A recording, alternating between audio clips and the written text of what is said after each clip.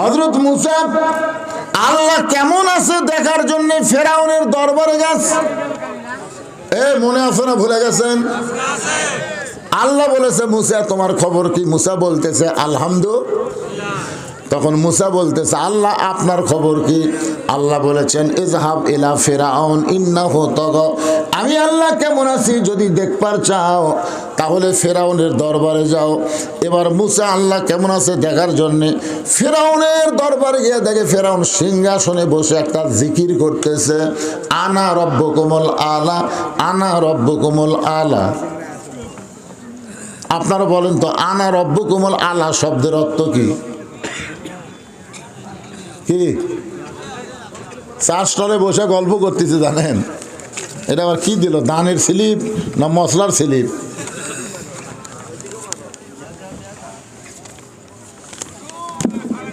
আসসালামু আলাইকুম। আমরা আন-নূর ফাউন্ডেশন থেকে বলছি, আমরা আপনার এলাকার সন্তান। আন-নূর ফাউন্ডেশন থেকে সর্বনিম্ন 5 বস্তা সিমেন্ট বা এর অর্থ প্রদান করব ইনশাল্লাহ। মানে আন-নূর ফাউন্ডেশন এখানে কোথায় আছে? মাশাআল্লাহ 5 বস্তা সিমেন্ট দিবেন? মাশাআল্লাহ 5 বস্তা সিমেন্ট প্রদান করবে ইনশাল্লাহ। আর আমাদের সামনে যেহেতু 2টা প্রোগ্রাম, একটি হচ্ছে রমজান মাসে সবার জন্য ফ্রিতে কোরআন শিক্ষা, আর দ্বিতীয়ত হচ্ছে ঈদুল ফিতরের আগে গরিব দুঃখীদের মাঝে সিমাই চিনি বিতরণ।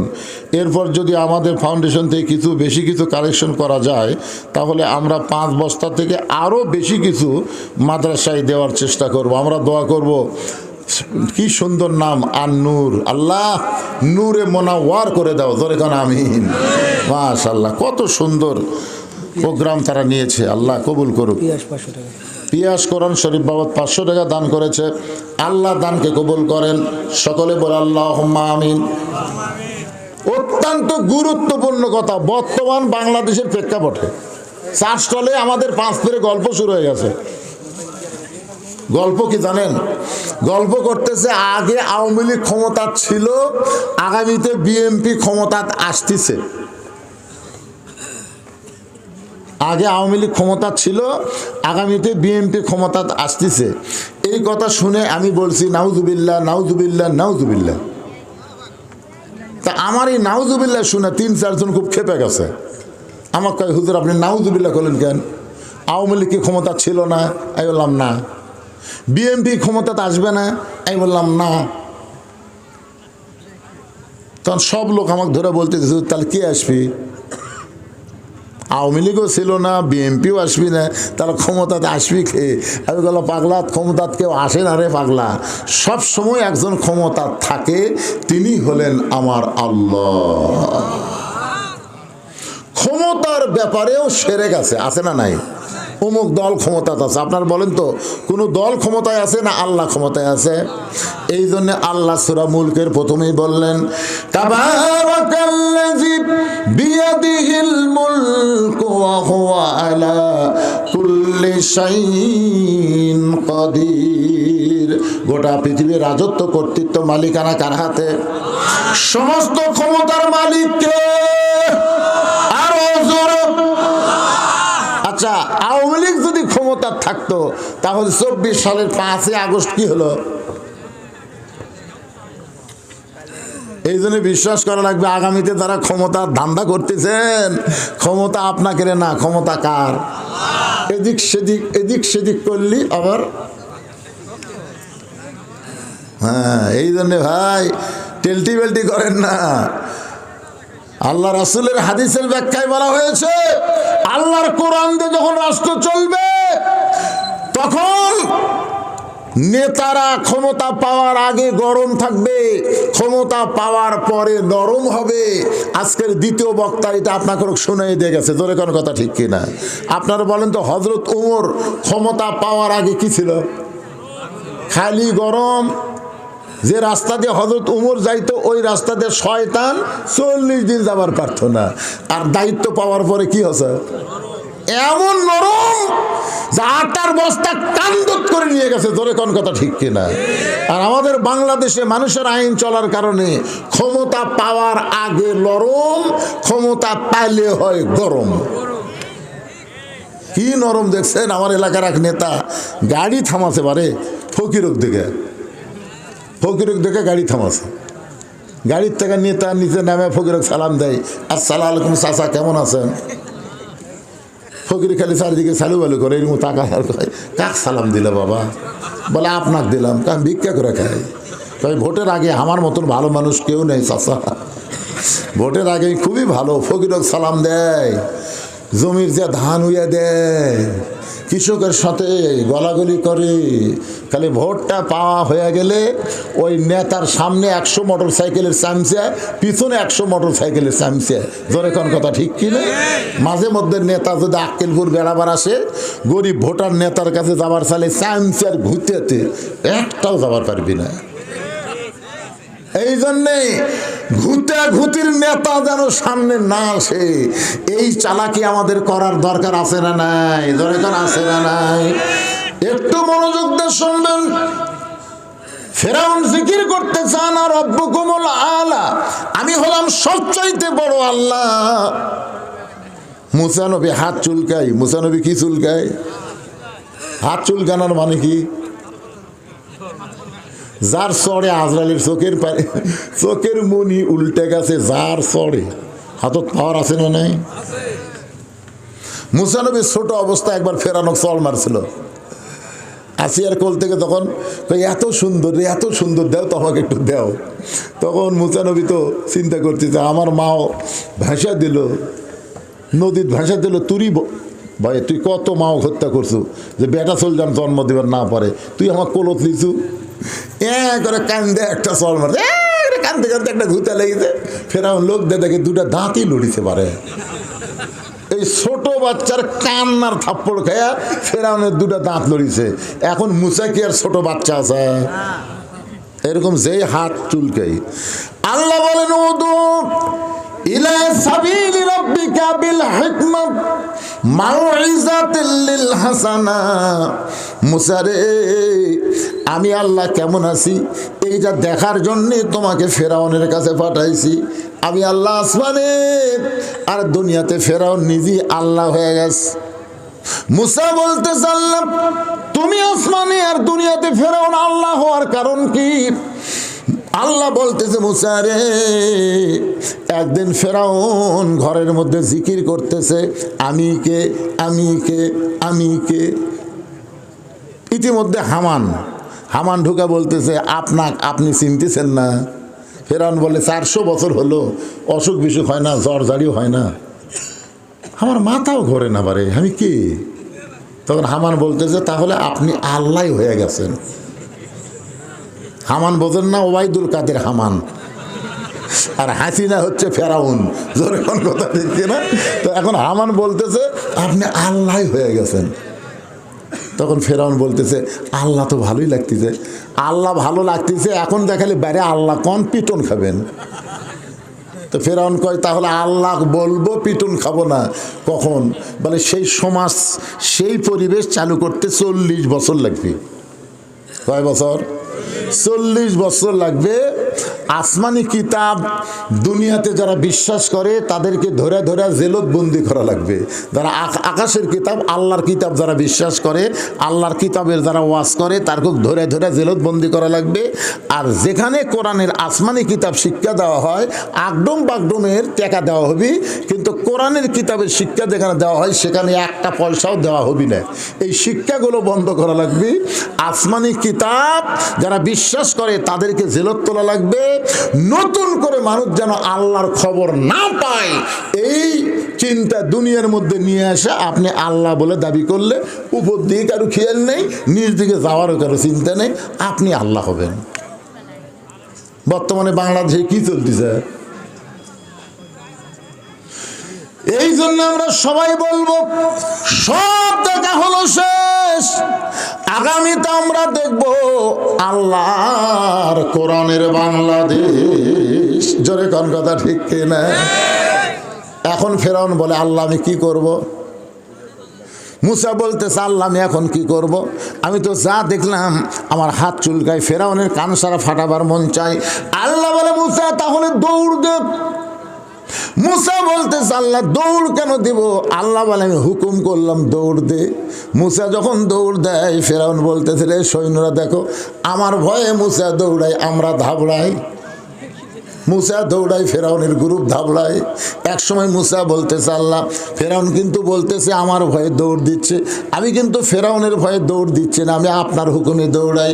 আল্লাহ বলে মুসা এমন একটা জায়গায় যাও যেই জায়গায় গেলে তুমি হবা নিরাপদ আর ফেরাউন হবে বিপদ। আল্লাহর বান্দার একটু মনোযোগ দেন। আল্লাহ বলে মুসা রে মৃত্যুকে পছন্দ করার 3 নম্বর কারণ কি? মুসা বলতেছে আল্লাহ মৃত্যুকে পছন্দ করার 3 নম্বর কারণ হলো এই দুনিয়া ক্ষণস্থায়ী, মৃত্যুর মাধ্যমে ক্ষণস্থায়ী দুনিয়া আমার পরিসমাপ্তি হবে, আখিরাতের চিরজীবন আমি পেয়ে যাব। আপনার বলেন তো ক্ষণস্থায়ী ভালো না চিরস্থায়ী ভালো? তাহলে দুনিয়া কি? ক্ষণস্থায়ী। আর মরার পরে আমরা যেই জগৎ পাবো সেইটা কি? তাহলে আপনারা চিরস্থায়ী পছন্দ করেন না ক্ষণস্থায়ী? 1 নম্বর হলো না মরলে জান্নাতে যাওয়া যাবে না, 2 নম্বর মরবো আল্লাহর জন্যে, আর 3 নম্বর হলো দুনিয়া ক্ষণস্থায়ী বাদ দিয়ে চিরস্থায়ী আখিরাতে যাব। এই 3টা কারণে আমাদের সবাইকে মৃত্যুকে ভালোবাসতে হবে। বাজান একটু মনোযোগ দিয়ে শোনেন। আল্লাহ বলেন আলী ফাতেমার ওড়না কে কিনেছে? আলী ফাতেমা হলো পর্দানিশী, আল্লাহর নবীর মেয়ে ফাতেমা হলো পর্দানিশী। জোরে বলেন কি নিশি? কেমন পর্দানিশী? আল্লাহ নবী বললেন ফাতেমা রে মেয়েদের জন্য মাত্র 4টা আমল করা লাগবে। 1 নম্বর হলো নামাজ 24 ঘন্টার মধ্যে 5 বার নামাজ আদায় করবা ও ফাতেমা। 2 নম্বর হলো রমজান মাসে 1 মাস রোজা রাখবা, 12 মাসের মধ্যে রোজার হক আদায় হয়ে যাবে ফাতেমা। 3 নম্বর স্বামীর খেদমত। স্বামীর খেদমত সবসময় করা লাগবে না, তবে যখন স্বামী খেদমত চাবে তখন খেদমত করবা। রাসূল বলে 4 নম্বর ফাতেমা সতীত্বের হেফাজত, পর্দা করা। ফাতেমা এই পর্দার কোনো সময় নাই, এই পর্দা সব সময় করা লাগবে। ফাতেমার কাছে একটা ওড়না ছিল, ওই ওড়নাটা মাথার উপর এভাবে তুলে দিয়ে বলল বাবা। এই মুহূর্ত থেকে ফাতেমা পর্দার মধ্যে ঢুকে গেল। বাবা এই মুহূর্ত থেকে ফাতেমা পর্দার মধ্যে ঢুকে গেল। আল্লাহ রাসূল বললেন আল্লাহ আমার মেয়ের কাছে পর্দার ওয়াজ করলাম, আমার মেয়েটা পর্দার মধ্যে ঢুকে গেল, আল্লাহ তুমি পর্দা কবুল করে নিও। ফাতেমার পর্দা আল্লাহ এমন কবুল করেছে, এক সময় আল্লাহ তাআলা নবীকে জানাই দিল নবী গো আপনার ফাতেমা পর্দানিশী হওয়ার কারণে আমি আল্লাহ তাআলা ফাতেমার জন্য একটা ডিগ্রি দিয়ে দিলাম। রাসূল বলে আল্লাহ কি ডিগ্রি দিলেন?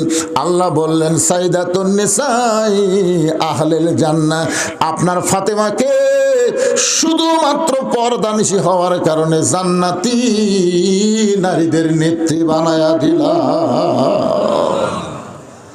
নবী বলেন আলী রে সেই ফাতেমার ওড়না দুনিয়ার কোনো মানুষ কিনুক এইটা আল্লাহ পছন্দ করে নাই। ফাতেমার ওড়না দুনিয়ার কোনো মানুষ কিনবে এইটা আল্লাহ পছন্দ করে না, কারণ পর্দানিশী নারীকে আল্লাহ বড় ভালোবাসে। আমার মায়েরা যারা পর্দায় আছেন মা, পর্দার মধ্যে যদি থাকেন আল্লাহ তাআলা আপনাদের ভালোবাসবে, আপনাদের হাতের মধ্যে বরকত দিবে, আপনারা যা কিছু করবেন সব কিছু আল্লাহ রহমত দিয়ে হেফাজত করবে। ধরে কান সুবহানাল্লাহ। পর্দানিশী নারীরা যখন তরকারি পাক করবে ওই তরকারি স্বাদ হবে, ভাত পাক করবে ভাত স্বাদ হবে। পর্দানিশী নারীরা যার মধ্যে হাত দিবে সেইটার মধ্যে আল্লাহ বরকত দিয়া দিবে। আর নবী বলেন আলী রে আল্লাহ একজন ফেরেশতাকে, একটা ফেরেশতাকে খরিদ্দার বানায়া 6টা দিরহাম দিয়া তোমার কাছ থেকে ফাতেমার ওড়নাটা কিনে নিয়া আল্লাহ সেই ওড়নাটা জান্নাতের মধ্যে যত্ন করে রাইখা দিয়েছে।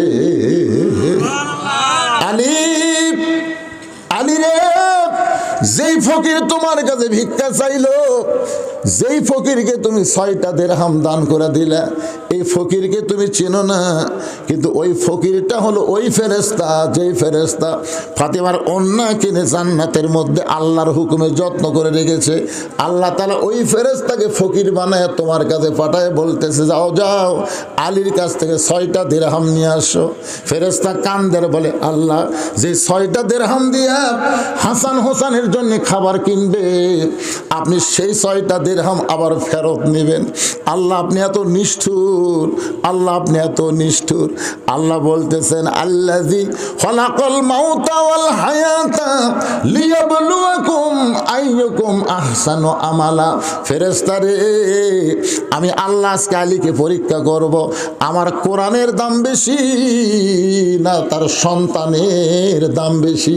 আমার কোরআনের দাম যদি আলীর কাছে বেশি হয়, তাহলে 6টা দিরহাম দিয়ে টোপলা কিনবে না, বরং 6টা দিরহাম কোরআনের কারণে আবার তোমার হাতে ফেরত দিবে। নবী বলে আলী রে, ওই ফেরেশতা ফকির হয়ে তোমার কাছে যখন ভিক্ষা চাইলো, তুমি প্রথমে একটা দিরহাম দিবার চাইলা, কোরআনকে গুরুত্ব দিয়ে আম্মা সাইলা ফালা তানহার, সাইলকারীকে ফিরান যাবে না। কিন্তু একটা দিরহাম যেই মাত্র দিবা, এমন সময় আল্লাহর কোরআন বলল ওমা তুনফিকু মিন শাইইন ফি সাবিলিল্লাহি ওয়াফা ইলাইকুম। কেউ যদি আল্লাহ রাস্তায় দেয়, আল্লাহ তাকে আবার ফিরিয়ে দেয়। আল্লাহকে কেউ যদি 1 দেয়, আল্লাহ তাকে 10 গুণ বাড়ায় দেয়। আলী, তুমি আল্লাহর কোরআনকে বিশ্বাস করে ফকিরকে যখন 6টা দিরহাম দিয়ে দিলাম, ফকির 6টা দিরহাম নিয়ে আল্লাহর কাছে কাঁদতেছে। আল্লাহ বলে কান্দিস কেন? বলে ছেলের জন্য খাওয়ার জন্য টোপলা নিচ্ছিল, 1 হাতে টোপলা নিবে, 1 হাতে দিরহাম দিবে, আর সেই 6টা দিরহাম আপনি কাড়া নিলেন, আল্লাহ আপনি কাইরা নিলেন। আল্লাহ বলে ফেরেশতা রে, তুই মনে করতেছিস আমি কায়দা নিলাম, কিন্তু আলীর ঈমান বলতেছে 6টা দিলে 60টা পাবে।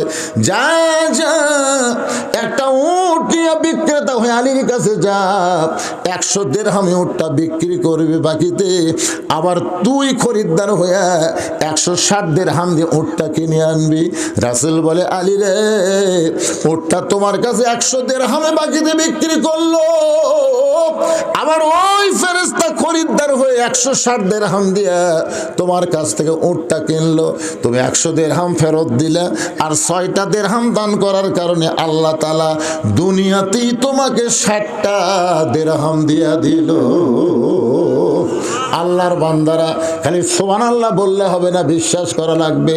আলীর মতন গরিব অবস্থায় থেকে যদি এইভাবে দান করে দেয় পাওয়ার জন্যে, আপনারা কি সেই বিশ্বাস করেন না ভাই? এই মাদ্রাসাকে দিবেন, অত্যন্ত গরিব মাদ্রাসা, এই মাদ্রাসার ঘর হচ্ছে না। এই যে বাচ্চারা এখন শীতের মধ্যে তাও ল্যাপটপ গাও দিয়ে শুয়ে আছে, কিন্তু ঘরটা যদি না হয়, কিছুদিন পরে যখন বৃষ্টি হবে, তখন এই মাদ্রাসার মাসুম বাচ্চারা বৃষ্টির পানিতে ভিজবে। আপনাদের মধ্যে এমন কি আল্লাহর পাগল নাই যে মাদ্রাসার জন্য 1টা বস্তা 2টা বস্তা করে সিমেন্ট দিবেন, যে হুজুর এই মাদ্রাসা হবে, আমাদের বাড়ি পায়খানা সব কিছু হয়ে গেছে, আর নবীর এতিম ঘরটা আজকে বড় জরাজীর্ণ অবস্থায় পড়ে আছে। তাই আপনাদের সবার কাছে এই মাদ্রাসার মহব্বতে দানের ব্যাপারে আপনাদের অনুরোধ করে আমি আজকের মতো আলোচনা এখানেই সমাপ্তি করব। ভাই সবাই আর একবার আমার সঙ্গে পড়েন, ইজা আসাবাতুহুম মুসিবাতুন ক্বালু ইন্না লিল্লাহি ওয়া ইন্না ইলাইহি রাজিউন।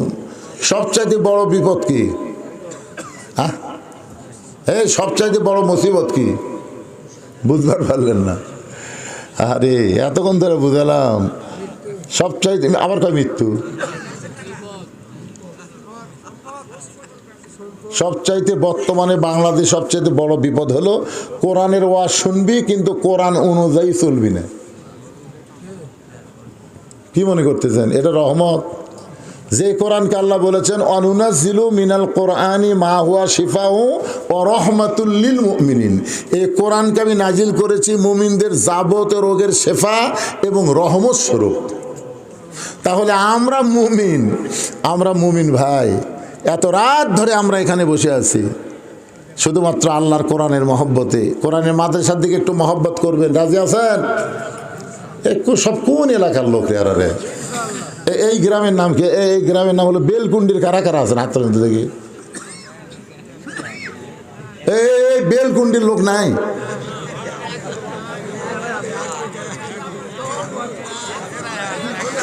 তাহলে বেলকুন্ডির বাইরে আর কারা কারা আছেন তার একটা হাত তুলেন তো। বেলকুন্ডির বাইরে তো সব লোকই বাইরে। আর তাই তো আমি কই এত চিল্লাই।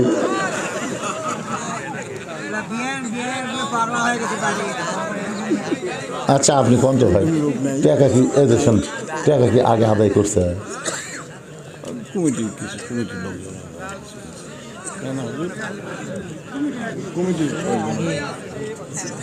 কমিটির লোকের এখন দিবি না নাই তো একটাও নেই।